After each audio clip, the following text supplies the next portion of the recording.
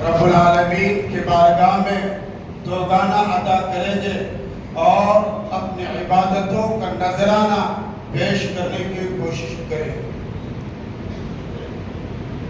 ساتھ ہی میرے بھائیوں، میرے اور آپ کے آقا، پوری کائنات کے سرتاج محمد الرسول اللہ صلی اللہ تعالی علیہ وسلم کی دنیا میں تشریف آوری ہوئی۔ اللہ تعالیٰ نے آپ صلی اللہ علیہ وسلم کو ایک ایسے ماحول میں دنیا میں مبعوث فرمایا کہ جس ماحول کے پہلے والے ماحول کو ہم جاہلیت کے ماحول سے تعبیر کرتے ہیں۔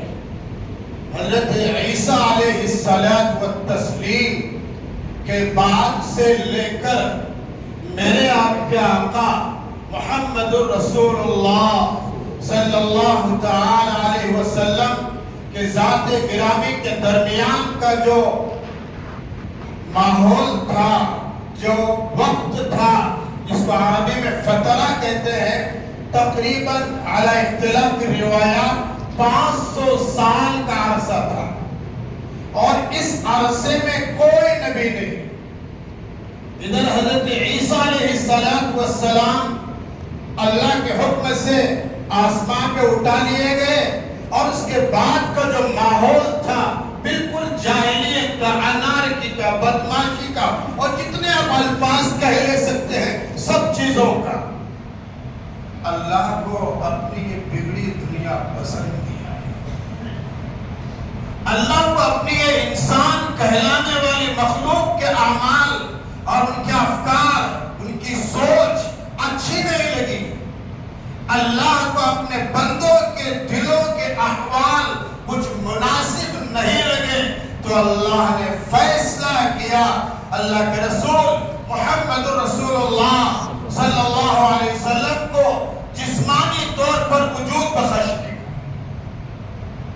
اور جب اللہ کے نبی صلی اللہ علیہ وسلم دنیا میں تشریف لائے ہیں، لمبا واقعہ ہے، اور جب آپ کی عمر بڑھتے بڑھتے آپ کے پیدا ہونے کے وقت کی برکات، حضرت حلیمہ رضی اللہ تعالی عنہ جو آپ کی دوشریک ماں تھی، والدہ تھی، وہ آپ کے حالات بیان کرتی ہیں کہ جب میں دوسری مرتبہ گئی اللہ کے نبی صلی اللہ علیہ وسلم کو لینے کے لیے، پہلی مرتبہ گئی تو کہا کہ یتیم بچہ ہے، اس کے والد نہیں ہے، دادا اور ماں کیا دیں گے ہمیں، کیا دیں گے؟ تو واپس ہو گئے۔ لیکن جب ان کے ساتھ میں حضرت حلیمہ کی سہیلیاں جتنی آئی تھی، سب نے ہر ایک شیرخوار کو لیا، باقی تھی حضرت حلیمہ رضی اللہ عنہ۔ اللہ نے حضرت حلیمہ رضی اللہ تعالی عنہ کے مقدر میں یہ آفتاب اور مہتاب لکھا تھا، تو اللہ نے پلٹ کر لے کر آیا۔ حضرت عبد المطلب تشریف فرماتے ہیں، کہا کیا بات ہے؟ کہا کہ ایسا معاملہ لینا چاہتی ہوں بچے کو۔ کہا کس قبیلے سے ہے؟ کہا کہ بنو سعد سے۔ کہا کہ ارے میرا بچہ تو پہلے سے سعادت مند ہے۔ کتنا نام کا شاندار مضمون نکالا اور معنی نکالا، اور کہا کہ تیرا نام، کہا کہ حلیمہ، میرا بچہ تو پہلے سے علم و بردبار والا ہے صلی اللہ علیہ وسلم۔ حضرت حلیمہ فرماتی ہے کہ جب میں نے پیغمبر علیہ السلام کے چہرے انور سے کپڑا ہٹایا، مخملی کپڑا، گداز کپڑا، نرم کپڑا، تو کہتی ہے میری آنکھیں خیرہ ہو گئی۔ کپڑا کیا ہٹایا کہ کمرہ روشن ہو گیا۔ اور اس لیے حسان نے کہا خلقت مبرئا من کل عیب کأنک خلقت کما تشاء۔ حسان بن ثابت رضی اللہ تعالی عنہ نے عجیب شعر کہا ہے، خلقت مبرئا من کل عیب کأنک خلقت کما تشاء۔ اے میرے حبیب، اللہ نے آپ کو ایسا پیدا کیا جیسے آپ خود چاہتے تھے۔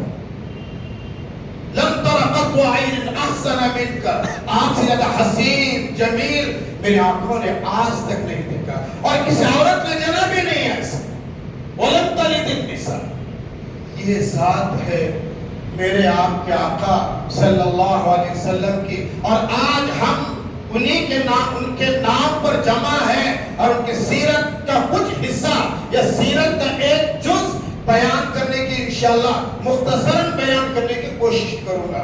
دیکھیے اللہ کی ذات پوری کائنات کے مالک، خالق السماوات والارض، بدیع السماوات والارض، جاعل الملائکۃ والاجنحہ، اللہ پوری کائنات کے بر کے باہر کے سمندر کے خشکی کے خرج کے آسمان کے زمین کے اللہ ہر چیز کے مالک ہیں، مربی ہیں۔ اور اللہ نے جہاں پر دیگر مخلوقات کی تربیت فرمائی ہے یا فرمائی تھی، میرے آپ کے آقا صلی اللہ علیہ وسلم کی بھی اللہ نے تربیت فرمائی اور بہترین تربیت فرمائی، یہاں تک کہ اللہ کے نبی صلی اللہ علیہ وسلم نے فرمایا ادبنی ربی فاحسن تأدیبی، میرے رب نے میری تربیت فرمائی، کیا خوب تربیت فرمائی۔ ہم لوگ تربیت کس کو کہتے ہیں یہ ہمارے سمجھ میں نہیں آتا۔ کسی کو کچھ دو بول دینا میٹھے، یا کسی کا تھوڑا خیال رکھ لینا، کسی کو کچھ کپڑے وپڑے دے دینا، کھانا کھلانا یا کچھ نظر رکھنا، ہم یہ تربیت سمجھتے ہیں۔ ٹھیک ہے، علی الراس والعین، کوئی حرج نہیں ہے، لیکن اصل تربیت میرے بھائیوں، میرے بزرگوں، اصل تربیت دل کی تربیت ہوتی ہے، اصل تربیت ذہن و دماغ کی تربیت ہوتی ہے، اصل تربیت فکر اور بول کی تربیت ہوتی ہے۔ اور اللہ نے اپنے حبیب صلی اللہ علیہ وسلم کی مختلف مقامات پر تربیت فرمائی۔ آپ ماشاءاللہ پڑھے لکھے لوگ ہیں، اللہ نے کیا بہترین بات فرمائی ہے۔ آپ نے سورت پڑھی ہے عبس وتولی ان جاءہ الاعمی، اللہ کے نبی علیہ السلام چند روسائے مکہ کے درمیان تشریف فرما تھے اور انہیں دین کی بات سمجھا رہے تھے کہ بھئی یہ لوگ بڑے لوگ ہیں، سردار ہیں، کبھی کبھار میرے پاس آتے ہیں، آج آئے ہیں مختلف قبائل سے تعلق رکھتے ہیں، تو ان کے پاس میں کچھ دین کی بات کہہ لوں، شاید ان کے دل میں میری بات اتر جائے اور ان کی وجہ سے ان کے قبائل کے لوگ ایمان میں داخل ہو جائیں۔ یہ جذبہ تھا رسول اللہ صلی اللہ علیہ وسلم کا، یہ نیت تھی اللہ کے نبی صلی اللہ علیہ وسلم کی۔ بس اسی گفت و شنید کے درمیان اور اسی بات چیت کے درمیان حضرت عبداللہ بن ام مکتوم رضی اللہ تعالیٰ تشریف لے آئے، جو نابینا صحابی تھے اور کسی چیز سے متعلق اللہ کے نبی صلی اللہ علیہ وسلم سے سوال کیا۔ حضور پاک علیہ السلام نے جس طرح سے جواب دینا چاہیے تھا، یہ سوچ کے جواب نہیں دیا کہ یہ میرے حاضر باش صحابی ہیں، میرے پاس ہمیشہ آتے ہیں، ان کا جواب میں بعد میں بھی دے سکتا ہوں، یہ جذبہ اور نیت تھی۔ عجیب لوگ تفسیر کرتے ہیں نعوذ باللہ، تو حضور نے جواب ہی نہیں دیا۔ ارے اللہ کے بندے، اللہ کے کلام کو پڑھ، اللہ کے کلام کا ترجمہ دیکھ، اللہ کے کلام کے سیاق و سباق کو سمجھ۔ حضور نے فرمایا کہ یہ میرے صحابی ہیں، میرے حاضر باش ہیں، میرے پاس آتے رہتے ہیں، ان کے سوال کا جواب میں بعد میں دے لوں گا۔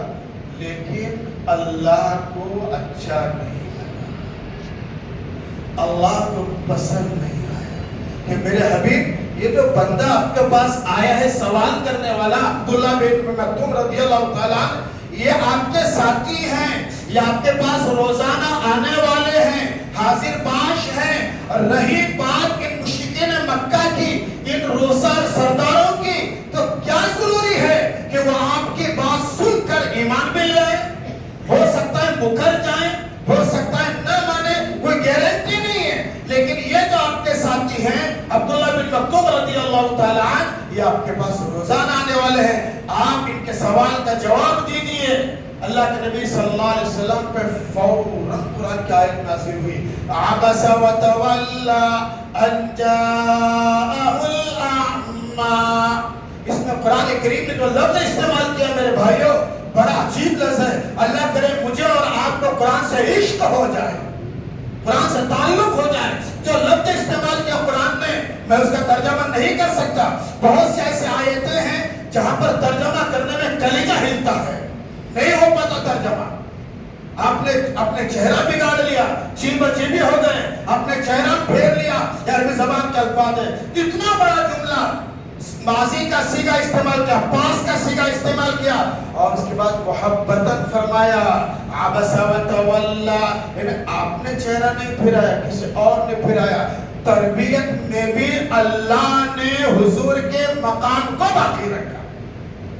اور اس آیت سے علماء مفسرین لکھتے ہیں کہ جب ہمیں اپنے کسی چھوٹے کی تربیت کرنے مقصود ہو، یا کسی عالم سے متعلق کچھ بات کہنے مقصود ہو، یا اپنے ہم عمر افراد سے متعلق کچھ بات کہنے مقصود ہو، تو ادب کا لحاظ رکھ کر بات کرنا.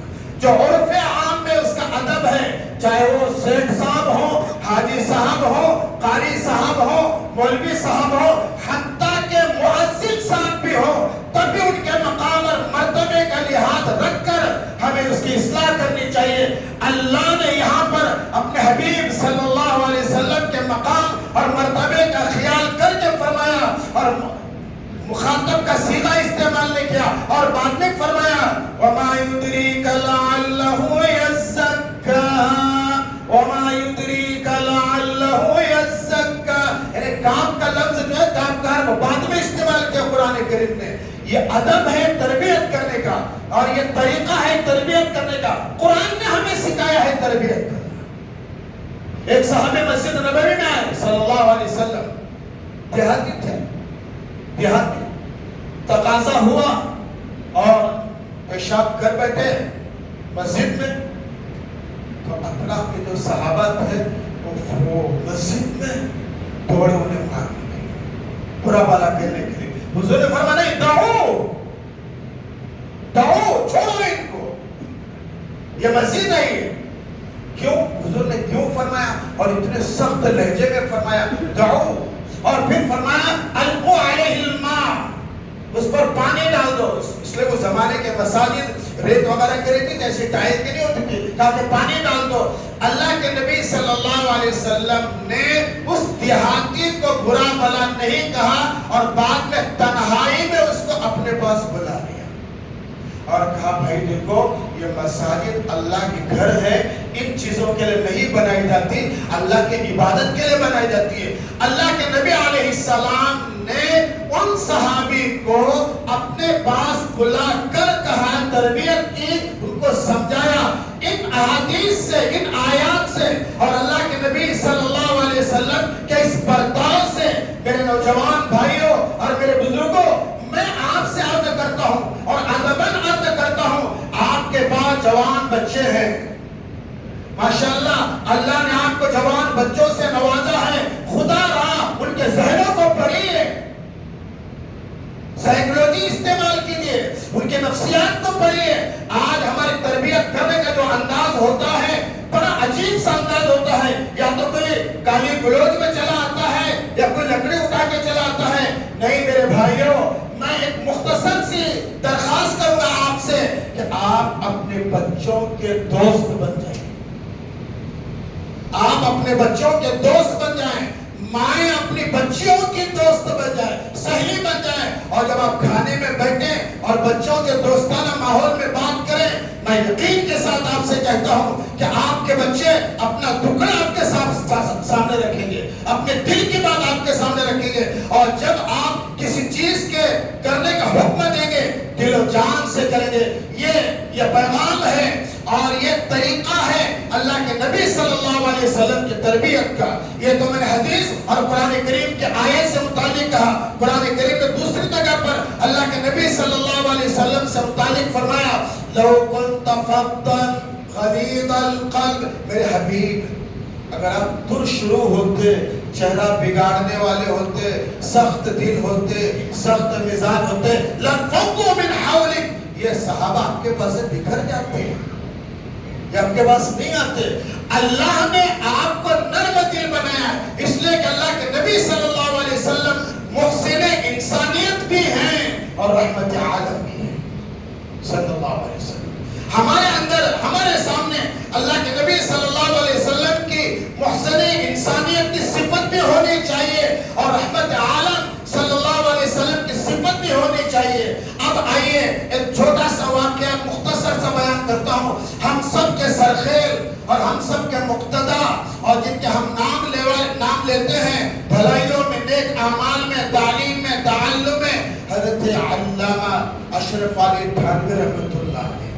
तकरीबन सब जानते हैं। उनके हजरत थानवी रहमत अल्लाह अलैह के एक मुरीद थे, खलीफा हजरत ख्वाजा मजजूब हसन रहमत अल्लाह अलैह। बड़े पहले ये तो आपके आलिम नहीं थे, लेकिन अल्लाह ने ऐसा शौक अता फरमाया था कि बड़े हजरत थानवी रहमत अल्लाह अलैह के पास इनका बड़ा मकाम हो गया था, बहुत ज्यादा। तो हजरत थानवी रहमत अल्लाह अलैह से इनका बहुत ताल्लुक था, हजरत ख्वाजा मजजूब हसन रहमत अल्लाह अलैह। तो इनके पास आपके हजरत जिगर मुरादाबादी रहमतुल्लाह अलैह तशरीफ लाए ख्वाजा साहब के पास। और जिगर साहब को तो तकरीबन पूरा मालेगांव जानता है माशाअल्लाह। जिगर साहब मुरादाबादी रहमतुल्लाह अलैह को हजरत थानवी रहमतुल्लाह अलैह के जमाने में वो इंटरनेशनल शायर थे, हजरत जिगर मुरादाबादी रहमतुल्लाह अलैह। उन्होंने ख्वाजा साहब से कहा, दोनों की दोस्ती थी, कहा कि यार हजरत के पास जाने की तबीयत चाहती है। हजरत थानवी के पास हजरत के पास जाने की तबीयत चाहती है, लेकिन मामला ये है कि तुम जानते हो मैं कैसा बंदा हूँ, पीने पिलाने वाला हूँ। जिगर साहब वही थे कि मेरी हालत नहीं है तो मैं तो पीता हूँ मैं, और हजरत थानवी के पास जाना ये तो मेरी हिम्मत की बात नहीं है। तो हजरत ख्वाजा साहब रहमतुल्लाह अलैह ने फरमाया, देखो मेरे भाइयों, बुजुर्गों की नजर और बुजुर्गों का अंदाज तरबियत वही अंदाज तरबियत है जो सीरत मुस्तफा सल्लल्लाहु अलैहि वसल्लम से चला आ रहा है। हमें अपने बुजुर्गों से और अपने घर के बड़ों से, अल्लाह वालों से रब्ता ताल्लुक रखना चाहिए। ख्वाजा साहब रहमतुल्लाह अलैह ने हजरत थानवी रहमतुल्लाह अलैह से फरमाया कि हजरत जिगर साहब आया चाहते हैं और उनका मसला ये है कि पीते हैं। कोई बात नहीं, हजरत थानवी फरमा रहे हैं, कोई बात नहीं, आने दे, लेकिन मैं उनको खानकाह में नहीं रुका सकता, वो मेरे मेहमान होंगे और उनको मैं अपने घर पे रुकाऊंगा। अल्लाह अकबर, क्या बुजुर्गों का तरबियत का अंदाज था। आज मेरी तरबियत में कोई आता है तो 50 मरतबा मैं गलत बातें या गलत जुमले कहता हूँ अपना रोब जमाने के लिए, लेकिन बुजुर्गों की बातें ही अलग होती है। हजरत थानवी रहमतुल्लाह अलैह ने फरमाया कि कोई बात नहीं, बोले आने दो, वो मेरे घर के मेहमान हैं, मेरे घर के मेहमान होंगे। और फिर हजरत मजजूब साहब रहमतुल्लाह अलैह ने हजरत जिगर